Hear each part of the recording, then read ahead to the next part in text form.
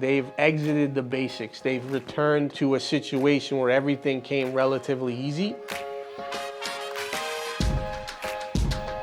Veteran agents, their number one mistake that I'm seeing right now is they have lived on their laurels for the last 2 or 3 years. And when the market starts to shift like it's starting, I think the problem is we need to return back to the basics as a veteran agent, and some have become somewhat lazy in the sense that they are forgetting how to get back there. You'll see the veteran agents that can get back and revert to where they started in their basic procedure and foundation will do really, really well. The others that don't and can't anticipate the shift may be held back a little, and it'll just take them a little longer to kind of catch up. Focus on your spheres, focus on your network, get back to doing your open houses, get back to generating your own business, get back to focusing on your lead gen, answer the phone, be good to people, network where you need to be, and really, really stay away from any of the situations that can make you somewhat lazy and not focused on pushing forward and organically, proactively generating business.